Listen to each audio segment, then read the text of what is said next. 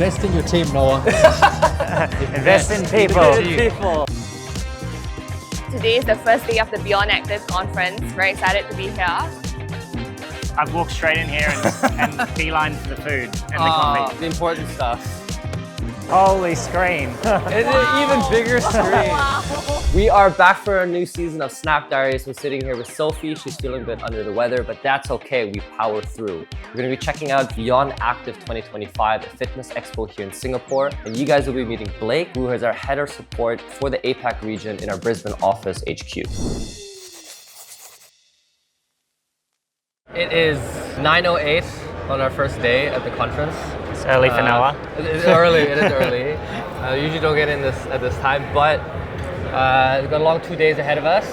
He's going to be a speaker tomorrow, which we're all really excited for. Should be good. And yeah, we're going to be speaking to some suppliers today, going to hear some keynote speakers, and just learn a little bit about what's going on in the industry. And this is their global event, so they run multiple events across the world every year. I didn't know that. So they have them in Europe and in Australia and all that, but this is the global one that's held in Singapore. Okay, so this is where everyone... This is why they're the global awards tonight. Hey guys. Good. Good to see you. Hey. How you doing? Hey, so we went and had a look at some of the new clubs because they've opened so many since we were here last. Well done, guys. Yeah. Thank you. We have nine. Nine. Yeah. Yeah, we only had 5 this time last year, so 4 even. Four? So we more than doubled. Yeah. But the goal is by the end of this year is like 10, 11. Like we'd love to be around there by the end of the year. Right. Yeah. And then keep going up from there. Yeah, we'll see. Maybe next year 20 will be the goal for the team. I don't know. Still, Okay. Awesome. See you guys around. Yeah, good to see you, as always. I think it's over on the other side. On the other side. Yeah. Okay. So other side or next door? I'll have to figure that out as well. I've walked straight in here and beelined for the food and the coffee. Okay. So the important stuff. alrighty. Okay. We are looking for the rest of the team. Yeah. Where main stage? where's- first panel or speech? Where's Nick and Lynette? And of course, last but not least, what else are we seeing here? The healthcare, the health and wellness market size. So ladies and gentlemen, if you please join me, but let's get this party started. We're going to go on the stage. Stacey, Mike, and David, please. These expos, if you know them, they're mostly panel talks and speeches. You'll get a lot of good data from them, but it's basically into two sections. There's the vendor section and then the panels. The panels are just industry experts, people who are globally flying in to then give their thoughts about what the industry is like here in Singapore or globally. And then the vendors section is like all the different vendors that are paid to be there sponsoring the event and showcasing their products to potentially off-takers. And I wasn't there during the first half of the day because I was at Woodlands Health in the morning just trying to make sure that the opening runs smoothly. I think the opening was going to be like in the next 1 or 2 days. Yeah, a very important job. Yeah, very. Bear bells. Huh? Bear bells? Barbells? Bear bells. Bear bells. Wait, is this the reformer, the YR reformer that you were talking about? I think it's over here. Hey, Mitch. Yeah, good. Blake. Nice to meet you. Nice to Hey, meet Noah, you. nice to meet you. Where you guys from? Snap Fitness. Snap Fitness. Based Yeah. here or? Yeah, so I'm a master for Snap here in Singapore. Yeah. He's Yeah. from... I work at Lift Brand, so I work in Brisbane, so I look after Asia. Awesome. So, And he had a discussion with one of your team members, I think, yesterday. yeah. Is it touchscreen? It's Yeah, cool. touchscreen, yep. So that's our platform. And this is how it would look like for them as if they were here. Yeah. And this screen revolves around the machine. This is very common, right? You go to these expos and you meet an interesting vendor, an interesting product, and you just go up to them and have a conversation. I think this one was a 24-hour Pilates franchise. Like they're a brand that's been growing quite fast in Australia. And this was kind of their first showcase to kind of showcase their product, their USP. And I don't know, we were kind of intrigued because we're kind of playing around with the idea of bringing Pilates and these screen Pilates into our gyms for the larger ones. So we want to have a conversation of how that works. Yeah, I don't think any of the studios in Singapore is doing this yet. Yeah. So I think if we were to take it on, then we will be the first to test it out. Fingers crossed. Yeah. We've got 35 locations at the moment, mainly in Australia and New Zealand. Okay. Franchise or all corporate? Yeah, Okay. franchise. And we're looking to expand to Singapore with 1 or 2 this year. How many machines would you have in a studio? Yeah, the average is about 6. Oh, that's not even that big. No, not that much, because Yeah. what you find is, because we're open all day, all night, people space their workouts throughout the day. So you don't have, a huge amount of people trying to get in at 6 in the morning. All right, so we just spoke to an interesting Pilates franchise. They have a concept where it's 24/7, same as our business model, but it's on the screen, right? And I don't know, bringing in a new brand into Singapore or incorporating to the existing brand, these are all questions. Things to think about. Things to think about. Yeah. Building a studio and building a commercial gym are two very different things, right? So building a studio, general capex 250 to 300K, you're looking to make your money back within 12 to 18 months. But really, I think what we're trying to think of is how can we incorporate this value proposition within the existing business model that we have, right? Because I think classes is a big piece for us, a good value proposition. I think we're experimenting with having studios that are only Pilates and then maybe another studio for like the Zumba classes and functional training classes. So this would be one thing that we'd be looking to incorporate potentially. Yeah, but I think Pilates is obviously booming right now, but I think the idea of not having an instructor, it might be pretty new. And I'm honestly not too sure how people in Singapore would respond to having a Pilates on the screen. I mean, BFT and F45 both are just kind of like screen-based workouts too. Yeah, but they do have instructors like they're like guiding you and making sure your form is right. Yeah. Which is what most people, especially the Pilates girlies, like that's what they need, right?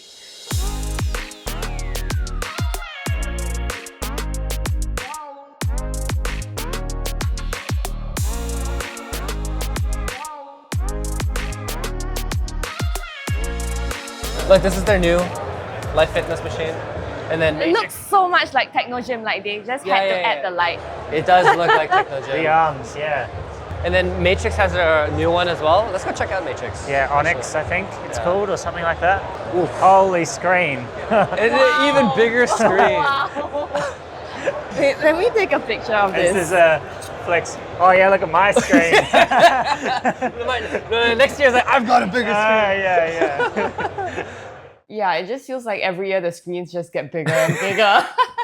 They just get bigger and bigger. The new versions, just all they come out is like it's like the same treadmill, it's just a bigger screen, and it's just more expensive. It's kind of like the iPhone, right? Every year it just gets bigger and more expensive, and that's about it. There's two differences: bigger screens and more LED lights. It's like more and more becoming like Alienware computers. Remember back in the day, like those really off the top gaming computers? I feel like treadmills are going that direction. With RGB lighting. Yeah. Like, it's like to set you in the mood to burn calories. Is this the new Onyx collection, right? This is the Onyx collection. Okay, do you mind if I try out the screen a little bit? Whoop. Oh, all good. It's like a mini TV. Yeah, this is a 32-inch. It's a treadmill for graphic designers. Yeah. It's like, with the screen size, you can really have that immersive. And is it apart from the screen, this is also changed, right? This design here. That'll change. This here's changed. Yeah, this will change. Okay, wait. I don't want to like trip with my bag on. So does the video speed up as you're speeding up? How's this if you're like very, very sweaty? Like if your hands are wet, you're sweaty. Does it still work? Pretty sensitive. I think very similar to your phone experience. Yeah, okay. Look at guess of what is the app that is the most used app on this interface? YouTube. Which is Spotify. the most- You're asking it, so it might not be as obvious because I would think Instagram or X. You think YouTube? Netflix. What is it? Solitaire. Really? No From our way. data set. Solitaire. Oh, Solitaire. Oh, so I knew it was like a okay. game or something like that. Okay, yeah. I Makes guess sense. it's quite fun. It's I don't even know how to play Solitaire. Huh? Do you know how to play Solitaire? Yeah. I don't know how It to used play to be a Solitaire. game on like Windows XP or like So was like mining, like Minesweep. Minesweeper. Oh, I love that game. Yeah. I love that game. But like Solitaire, it feels like a game as an adult I should know how to play. Yeah, you should. But I don't know how to play. You only know poker. Yes, and a poker. Is it actually by time or just by opening? Just by opening. Okay, so I Okay. think most people are curious. Curious. Let me just. Yeah. Yeah. This caught her eye, so Yeah, we're here. the big sesame seed butter caught my eye. Can I try that? So it's like a The pace. It looks like the black stuff you put on your face to get the... Wow, what a way to describe it. Charcoal mask. Yeah, it looks like a charcoal mask. Thank you. I've not tested it, but you can try it. You haven't tried it yet yourself? I've usually consumed it. Are you gonna do keto or something, or like? No, I'm just usually into these stuff. Like for breakfast, you know. I've had almond butter before. It's usually quite dry. That rapeseed oil. That's what they add. But slowly we're moving away from the seed oils. So next year's batch will be without seed oils at all. Okay. Because in the US, That's great. a lot of retailers don't want the seed oils. Yes. Yeah, it's not Not that great, yeah. That's what they put in oat milk. I actually thought it was pretty yummy. I'm not too sure about the macros, but it was quite yummy. I only like the almond spread. Yeah. I don't know about the other ones, but the almond ingredient spread. list on the almond spread is the best. Yeah. Yeah, the rest had like other stuff that I'm not a fan of. My roles, I support our masters in our Asia markets for Snap Fitness. So I'm there for any support they need. If anything breaks or anything goes wrong, we call Blake. He's the fixer. You're like, Blake, I need help. Whenever you guys message me and I can't fix it, then I call Blake. Yeah, and I work out of our Brisbane office, which we own. We're the master for Australia and New Zealand.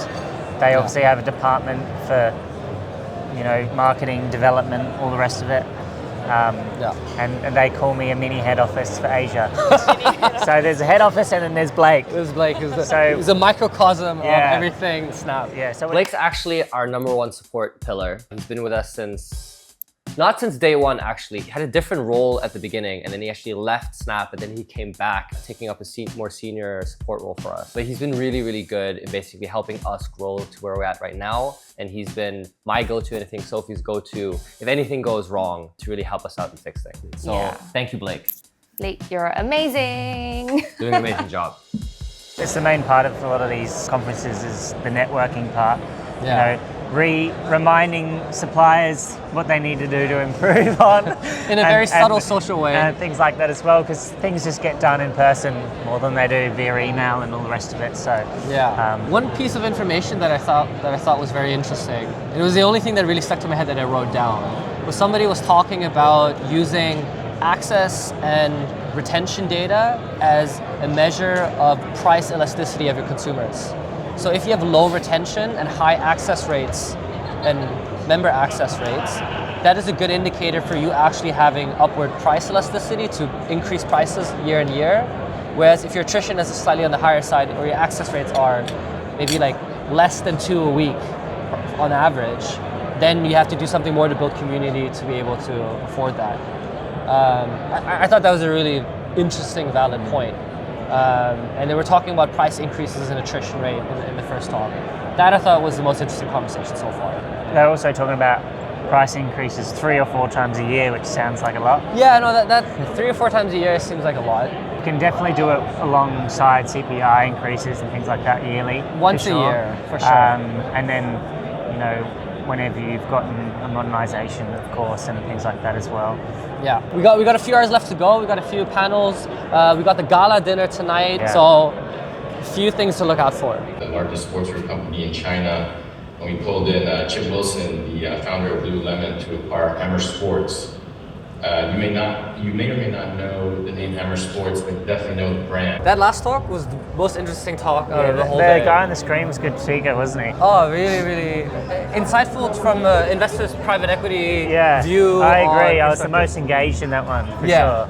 I think our main key takeaway from this talk, which I still take to heart very much at this point, is that you have to start benchmarking outside of your industry. I think they talk about a case study within the panel about Architrix and how the private equity company invests into that company and they benchmark themselves not to other functional wear companies like Lululemon or other athleisure brands, but they compare themselves to which fashion brand out there does the best consumer experience in the world. So they compare themselves to the Pradas, LVMHs of the world to really grow a brand experience that's iconic to them within their industry market segment, right? And I think using that kind of mindset for any consumer-led brand like ours to not benchmark ourselves to our competitors like Anytime Fitness or 24/7, but who are the best at the world at the things that we're trying to do, and taking that as a benchmark, that's what we need to start doing. And this this talk was actually quite inspirational to that point. So I think when you go to these expos, you really try to get these golden nuggets and then try to see how you can apply them to your business. Out of all conversations, that was the best. Yeah, I go from it. Invest in your team, Noah. Invest in people. People. People. Yeah. Your team. Invest in you. Okay, so we're done for day 1. And we got the gala dinner tonight, and we'll see you guys for day 2. That's it. Cool. Cut.